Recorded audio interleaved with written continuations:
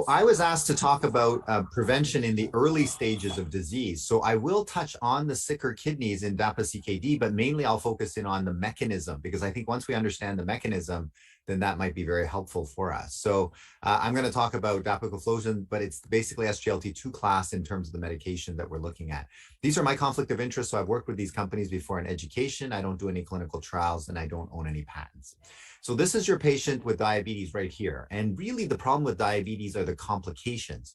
If we can avoid the complications, then we can, live with diabetes. And that's really what all these new medications are. And that's why you're hearing speakers saying GLP-1 can prevent some of these complications. SGLT2 can prevent these complications like heart failure, renal failure, those kinds of things. So that's really why we're so interested in these categories of medication.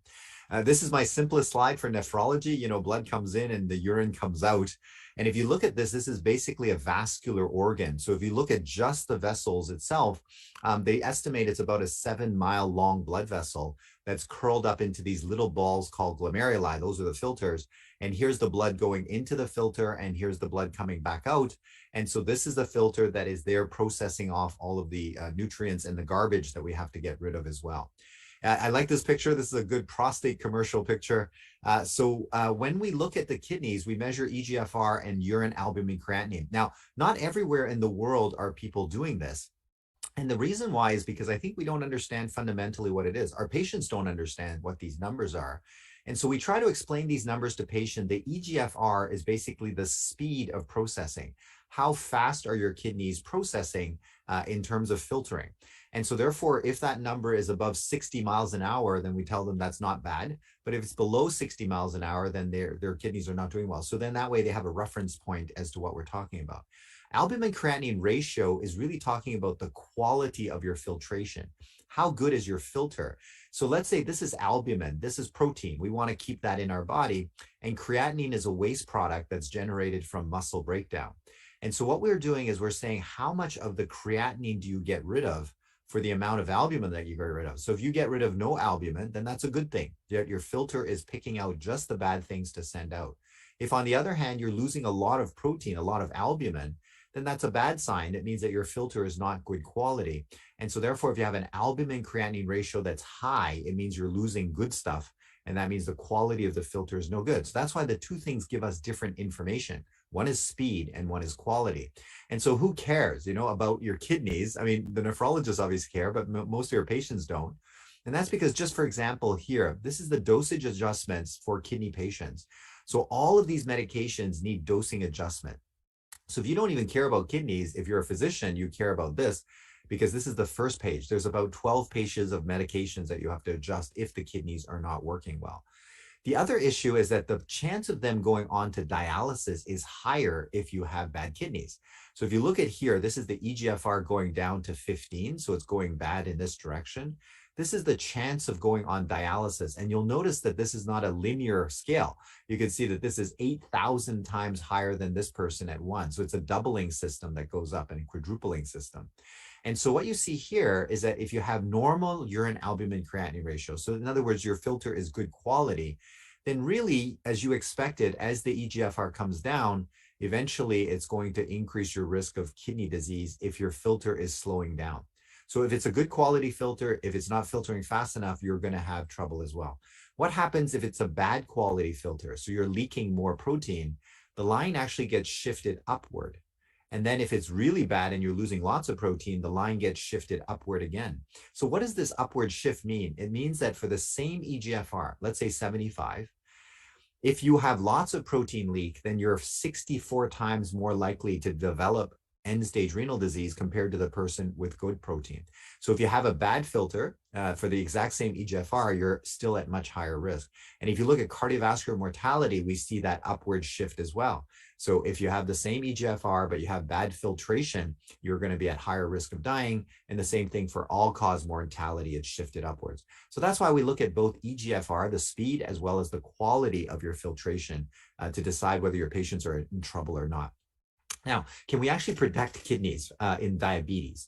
And so this is the filter. You've seen this picture a lot. This is the blood coming in. This is the filter. This is the blood going out. And this is the urine that is coming out here. There's two types of kidney disease in diabetes. One is where the sugar sticks inside here. So the sugar sticking inside will cause clogging up, and that will cause kidneys to begin to fail. Anything that lowers sugar will help with that kind of kidney disease. So GLP-1, DPP-4, metformin, SU, any of those things that lower sugar will help that. The second one is where you have high pressure sitting inside here. So this is a low pressure system. It's meant to be at half systolic. So therefore, if your systolic is 120, you should be running the filter at 60. So anything that opens the pipe to let in pressure will cause increased pressure here and therefore cause damage to the filter. So that second one, which is the pressure phenomenon, the SGLT2 is very good at. So SGLT2 can lower sugar, which fixes the first type of kidney disease, but it also lowers the pressure, and so therefore it can fix the second type of kidney disease. So two types, glucose sticking and then high pressure in the system. I'm going to talk about the high pressure in the system. So this is how it happens. So blood comes in here, filters around, goes out. Glucose is a very small molecule, so all of it gets filtered out. The filter cannot stop glucose because it's so small. So now you have glucose in your urine. You need it back because it's your fuel source. So if I can't stop it with the filter, then I have to give you a pump. So the SGLT1, SGLT2 is a pump to pump back in the glucose. But this is a sodium glucose co-transporter. So for every glucose you bring in, you must bring in a sodium at the same time. This is fine. This is happening in you right now. But in a patient with diabetes, there's lots of sugar going in here. So therefore, there's lots of glucose in the urine. So this pump is going crazy. It's pulling out lots and lots of glucose, which now means it has to pull out lots of sodium at the same time.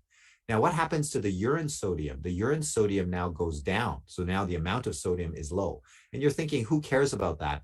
Well, it turns out we have a little police officer that is checking the sodium. And he's checking the sodium to decide, are you making enough urine? So when he sees sodium going down, he's assuming you're not making enough urine. And the most common reason of not making enough urine is you don't have enough flow going into the filter. And he doesn't know anything about this stuff happening. He just thinks there's not enough flow. So therefore, he's going to send a message and open up the pipe. So therefore, you can push in more blood flow and then you'll make more urine. At the same time, it'll squeeze off the out pipe. So therefore, you get more filtration. Now, this is very good if you're in the desert and you're dehydrated. This will keep your kidneys functioning. So it's an adaptation to help you survive if there's low pressure or low hydration. The problem is that with the diabetes patients, they have high sugar all the time. So this is always high. So this is always happening. So this signal is always coming here. And so therefore, their kidneys stay in this position every single day, where the pipe coming in is too big and the pipe going out is too small. So let me show it to you this way. This is normal. In a diabetic kidney, the pipe coming in is too big. I just showed you why. And the pipe coming out is too small, which now means you have very high pressure sitting right here. So you get big traffic jam. This is Mumbai traffic jam. So high pressure sitting in here. And what will it do is when you put a lot of pressure on a filter, basically it hyperfiltrates. So that's why when you check kidney disease in diabetes early on, you see a high eGFR. You'll see 130 or something like that. And that's because there's a huge pressure pushing on there. And with that huge pressure, you're going to push out more protein. So that's why in diabetic kidney disease, proteinuria is an early marker where you see the protein leaking out. Whereas in other kidney diseases, that's a late marker of disease. And so therefore, it's the high pressure sitting in there. Eventually, with that pressure, the cells die. And as the cells die, your eGFR begins to fall. And that's diabetic kidney disease. Now, you and I know what to do. We got to reduce the pressure. So what we do is we give an ACE or ARB that opens up the out pipe. And by opening up this pipe, you will lower the pressure here. But as you can see, this pipe is still too big. So no matter how you open this one, you cannot, get rid of all the pressure because the pipe coming in is too large. And so that's why ACE inhibitors and ARB can slow down kidney disease in diabetes, but it can't stop it. And so therefore, how do we close this one? The police officer needs to see sodium. And so if I give you an SGLT2 inhibitor, then basically I stop the glucose from coming out of the urine, which now means the sodium is no longer coming out either. So now the amount of urine sodium is correct, or at least enough. And the police officer now says we can go back to normal. So he sends back a signal, close the pipe down to normal. Now notice this isn't constriction to nothing. It's closing it back to normal. And therefore you have good blood flow going in here. Hence no AKI risk in terms of prerenal failure. And so now you have normal pressure sitting in the filter, which means normal filtration. There's going to be less proteinuria. And of course, we're hoping that there's less renal cell damage and your eGFR may not fall so quickly. And so can we show this in a study? So this is eGFR. This is over a 4-year period. I want you to follow the black line. The black line are the people on an ACE or ARB. They've opened the out pipe. So therefore the pressure is going to be lower and therefore you're going to have some benefit. But you'll notice the in pipe is still too big. And so therefore the kidneys continue to deteriorate. Now, don't get me wrong. If we didn't give the ACE or ARB, it would be worse, right? The deterioration would be even worse. So it is helpful, but it can't stop it. Now, if I give you an SGLT2 inhibitor and close the in pipe, now what we can see is that it's more stable. It is still going down, but not as fast. And you can imagine if this slope is even a little bit turned, basically your risk of going to dialysis has now been stretched out for years. And so therefore, this is a very good strategy. And that's why the nephrologists are very excited. You heard our cardiologists excited about heart failure. You now have nephrologists excited because this is in addition to an ACE or ARB strategy. So ACE or ARB opens the out pipe. The SGLT2 brings back to normal the in pipe, and that's how you reduce the pressure inside the filter. Now, DAPA-CKD was looking at people with eGFRs down to 25. Now, the reason why I say that is because we were told don't use these things below 45 eGFR, and that was never a safety issue. It was always because the kidneys were no longer filtering out sugar. So therefore, below 45, your A1C can't drop that 0.5% that's necessary for the government to say that you are a diabetes drug. And so that's why the government's all said below 45, you're not really filtering sugar anymore. So therefore, you're not a diabetes drug. We shouldn't be using it for diabetes. As you can see now, we're not using it for diabetes. We're using it to control the flow inside the filter. And so DAPA-CKD was a beautiful study where they looked at people down to eGFR of 25, and they said, what happens to these people? And what you see here is that these are the outcomes. So the first primary outcome is renal as well as cardiovascular death. And then the rest of them are breaking them apart, CV death and renal, total death, that kind of thing, mix and match. And you can see all of them are extremely positive. And look at all-cause mortality. This is reduced by 31%. Now, these are quite sick people, and yet you can reduce their death by 31%. Statins, you know how we love statins? In a renal population, like really sick kidneys, like dialysis levels, you cannot change the outcome. And yet here we have fairly sick kidneys, and yet we're able to change the outcome for these people. The interesting thing is that whether you had diabetes or not, you had that benefit. So this study enrolled people with diabetes and without diabetes, just like DAPA-HF had diabetes and no diabetes people. And so how do we explain the benefit here? Clearly, it's not the glucose. But you remember my slides before, it was all about sodium management. So these are SGLT2, sodium glucose co-transporters. So it's managing both glucose and sodium. And it may very well be it's the management of the sodium that is giving you the benefits in these people without diabetes. In fact, it may be the management of sodium that's giving you the benefit in people with diabetes, because whether the A1C comes down or not, they seem to have these benefits as if you go and subdivide the patients, whether they had good results from their A1C or not in these trials. Now, why is it in non-diabetes they're helpful? Well, let's say you have damaged kidneys from Iga nephropathy. The nephrologists are very excited because we don't have good treatment there. So let's say you have nephrons that are now dropped off. So let's say you've lost 50% of them. What will your body do? Your body will then direct the work to the remaining nephrons that are okay. And the way it directs the work, it dilates the pipe. The pipe going in gets big, and now you send blood into those filters. We now just increase the pressure, and now you're going to damage and kill those ones off. It's kind of like if, let's say, one of your colleagues is sick with COVID, you have to look after all those patients, and now that's going to burn you out. So by giving an SGLT2 in that situation, we allow more sodium to go to that police officer. And that police officer will do the same thing. If it sees more sodium, it says you're making enough urine, it will send back a signal to close that pipe back down. And by closing that pipe back down, you now reduce the pressure in the filter, and therefore now the filter can last much longer. Just like if you had to work only 8 hours a day, you would last much longer as well. And so therefore, it can protect those kidneys as well. And that's why in people without diabetes, we are still seeing very good benefits. And that's why the nephrologists for IgA nephropathy, they've never had a study this big with IgA nephropathy. That's the main one that is the non-diabetes kidney people that they're looking at. Polycystic kidneys, it's a different system. So therefore, those people were excluded. It's a different mechanism of how the damage comes. It's physical pressure and so on and so forth. So that's why now we have exciting stories for our patients with diabetes. They can have benefit. Without diabetes, you're going to see people using these medications as well. SGLT2 or DPP4, because we're very comfortable with DPP4, and if they both control sugar well, is there one better than the other? And we can't do a study, head-to-head studies is very difficult, right? You have to have 40,000 people. And so what they did is they said, let's go into the real world database. So in the CVD Real Nordic, the Nordic country says we have about 1 million people that were started on medication. So let's go look at those people and let's compare dapagliflozin versus DPP-4. So what they did was they looked at the people taking dapagliflozin or DPP-4, and then they matched them together to make sure their age and disease process and all those things are the same. The only difference is dapagliflozin versus DPP-4. And they were able to collect 10,000 people and match them to 30,000 people on DPP-4. Why is this number so high? We have 3 good DPP-4 inhibitors. So this gives each one an opportunity to win. So each one can have 10,000 patients, and therefore it's equal footing in terms of the ability to win. So it's really 1 versus 3. You have 3 competitors here. And what did they find? This thing, HKD, you know, when I first saw this, I thought it was Hong Kong dollar. It's not Hong Kong dollar. It's hospitalization for kidney disease.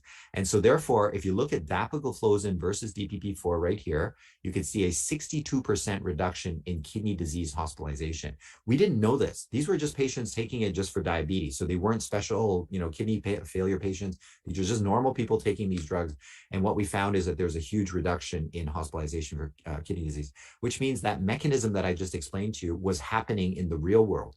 It's just we went and looked and we saw that the benefit was already there that we were thinking about. In fact, there were other benefits. So if you look at heart failure, MACE, death benefits, is there a difference between these 2 agents? And what you see here for MACE, it's reduction of 21% in favor of dapagliflozin over the DPP-4. And if you look at heart failure hospitalization, 38% reduction in favor of dapagliflozin, and all-cause mortality is reduced by 41%. So that's why I tell my students, you know, if it's your mother, like, which one would you use? You know, this one takes an extra minute to explain if you get sick, you should stop the medications, stay hydrated, you know, simple stuff. If it's your mother-in-law, it's a different story, right? Then we can just give whatever you want to give, but certainly you can think about this. Can we protect good kidneys? And here it's very important because we don't have a study with good kidneys, because you can't start a drug on a patient with good kidneys and see if there's any benefit. But in the DECLARE study, you'll remember, first of all, it had 10,000 people that were primary prevention. You know how we were talking about REWIND being a big study on primary prevention? The whole study of REWIND, all of them, was 9,900 patients. In DECLARE, just the primary prevention group was 10,000. So you can see that that's a huge population. And the FDA had a rule that they had to enroll people with EGFR above 60. So therefore, normal kidneys. And the baseline EGFR was 85 in the whole study. So very good looking kidneys. And so by accident, we now have a study in healthy kidneys and what happens. And these are the outcomes that they looked at. EGFR has to fall 40% and go below 60 for it to count, or you have to have dialysis or renal death. And in the patients on dapagliflozin, you can see here, there was a 47% reduction in this outcome, mainly driven by the EGFR. So think of it this way, people taking dapagliflozin, the flow was correct in the filter, so their kidneys don't deteriorate much. The people not on it deteriorate, and that's why you have this big difference. So therefore, if we give these drugs early, we can protect good kidneys. And that's really what we learned from the DECLARE study, renal sub-study, which is dapagliflozin in good kidneys. You can actually have that protection and keep that EGFR nice and healthy. What about proteinuria? In the study, there were people with either normal or small amounts of protein going into large amounts of protein. But the people that progressed this way, 46% less if they were on the dapagliflozin side.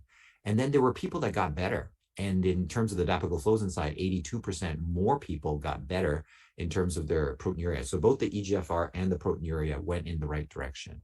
And so therefore, we look at this thing, now we have the heart, you see, with the heart failure, and then you have the kidney sitting here. Who's interested? Everybody's interested now in this category of medication, including the patients, because the patients don't want to have renal failure or heart failure. And now we have a single agent that controls sugar and gives you these extra benefits as well.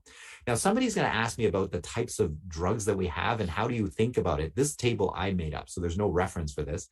So how many of them have a MACE outcome, heart attack, stroke, or death?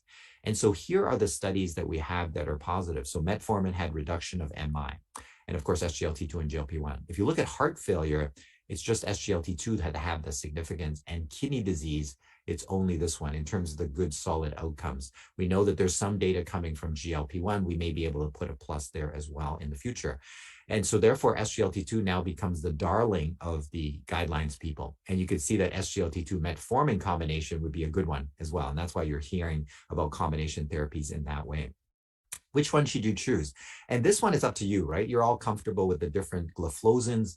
The way I look at it is, do they have any death benefit in any study that they've ever done? Do they have death benefit? And they all do. So therefore, you can be confident that there's a death reduction just depending on the patient type population.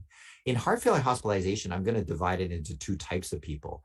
Secondary prevention people, you already have disease, heart attack, stroke, you have heart failure, you have renal failure, any of those kinds of people. In that group of people, we have positive results for all of them. In the primary prevention, meaning you don't have anything, no heart failure, no heart attack, no stroke, no renal failure to begin with, the only one that we have good data is dapagliflozin with that 10,000 people in primary prevention mode.